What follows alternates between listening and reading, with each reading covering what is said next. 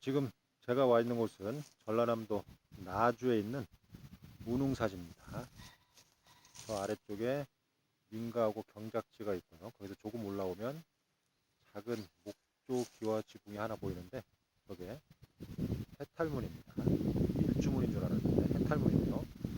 그리고 그 사이에 난 도로를 따라서 이와같이 안쪽 골짜기를 따라서 들어가면 저 안쪽에 넓은 곳이 있는데 그곳이 바로 예전에 운웅사지가 있던 곳입니다. 운웅사가 있죠. 현재는 서로 들어가는 진입로 왼쪽 편에 보면 많지는 않지만 바로 부도군이 조성되어 있습니다. 부도들이 상당히 널찍하게 위치하고 있는데요. 아마 예전에는 이거보다 더 많았을 걸로 보이는데 지금은 현재 4기가 세워져 있고요. 그리고 저 멀리 바닥에 지대석으로 보이는 받침석이 하나 추가적으로 있습니다. 그래서 5기 또는 4기 이상의 부도가 세워졌던 걸로 이렇게 판단이 됩니다. 예전에는 이곳에 새로 만든 부도도 하나가 있었는데 지금은 보이지 않네요. 어쨌든 여기에 있는 부도들은 운웅사에 머물렀던 스님들 또는 관련이 있는 스님들로 보입니다.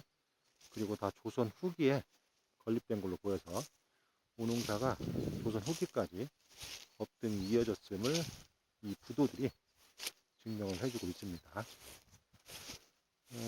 네, 결실된 부재도 있고요. 또 파손된 부재도 있는 걸로 보입니다. 그래서 원래는 어떻게 조성이 되어 있었는지는 명확하게 알 수가 없지만 그나마 이렇게라도 남아있다는 게 운웅사의 역사를 밝히는데 상당히 중요하죠. 바로 저 안쪽 골짜기가 운웅사가 있던 절터입니다. 지금은 작은 사찰로 유지가 되고 있는데요. 부도원을 보면 이와 같이 제일 왼쪽 편에 개성만 남아있죠. 나뭇잎 안에 지금 잘 보이지 않는데요. 아마 조선 후기에는 대석을 간략하게 마련해서 부도를 올리는 경우가 있었기 때문에 아마 조선 후기에 부도를 만들 때 사용했던 대석이 아닌가 이렇게 추정이 됩니다. 그리고 그 바로 옆에 이와 같이 독특한 양식의 부도네요.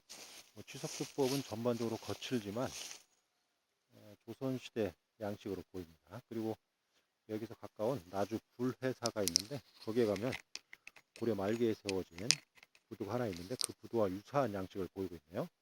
아마 그 부도 양식을 참고해서 이 부도를 조선 후기에 와서 세운 것이 아닌가 이렇게 추정이 됩니다.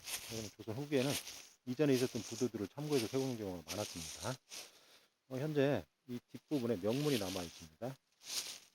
보시면 잘 보이진 않지만 유허당 휘라고 쓴 것 같네요. 유허당 휘, 그리고 판독이 좀 어렵고요. 그리고 변 이렇게 새겨져 있습니다. 아마 유허당이란 당호를 가진 스님의 사리탑임을 알 수가 있고요.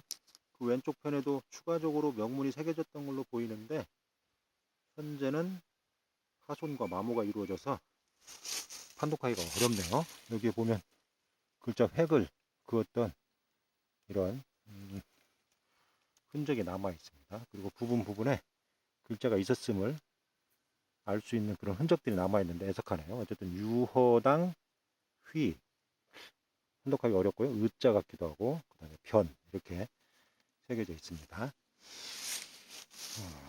네.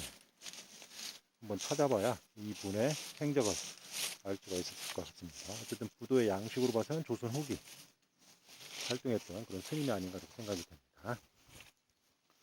그리고 옆에는 비교적 큰 석종형 부도가 있는데요.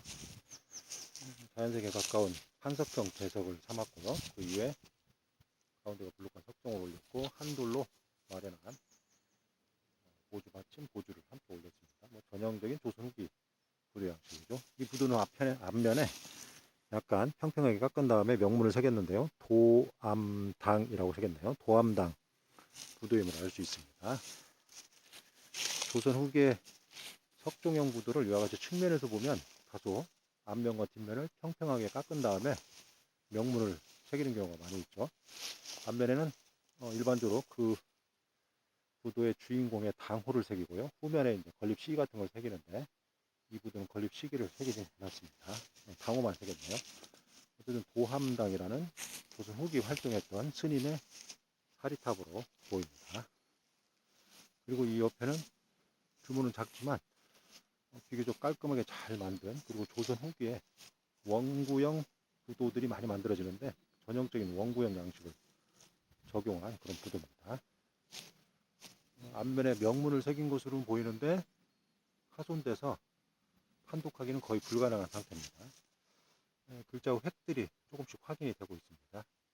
제일 아래쪽에 아마 탑자를 새긴 것 같기도 하는데 어쨌든 판독은 불가능합니다.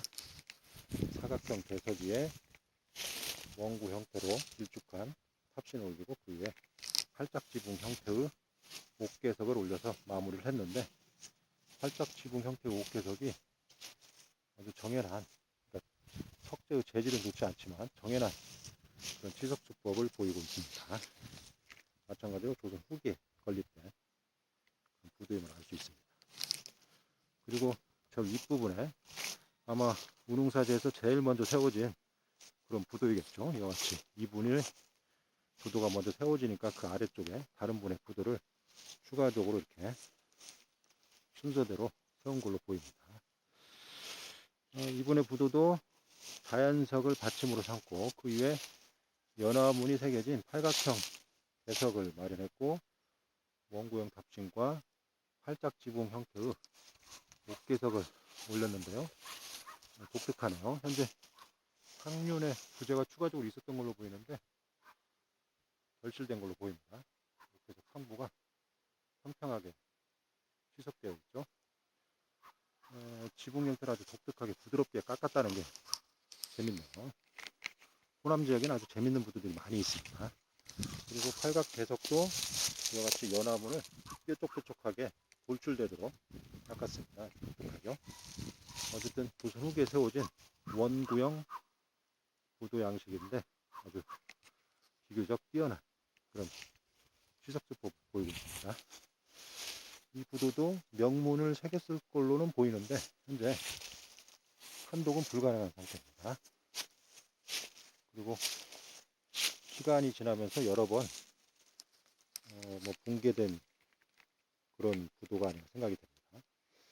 그래서 여기에 지금 여러 개의 부도가 있지만 옥개석들이 원래의 부재들과 맞는지 정확히 알 수는 없습니다. 아마 맞을 가능성은 높지만 후대에 와서 여러 번 붕괴나 파손 이런 과정을 거쳤을 걸로 보이기 때문에 정확하게 현재의 결구 상태가 맞다 이렇게 이야기할 수는 없지만, 그래도 모두 다 조선 후기 운흥사와 관련된 스님들의 부도이고 조선 후기 운흥사의 연역을 살피는 데 아주 귀중한 그런 자료이고, 조선 후기에 전국적으로 성행했던 그런 부도 양식을 다 보여준다는 점에서 학술적으로 중요한 자료로 평가가 됩니다.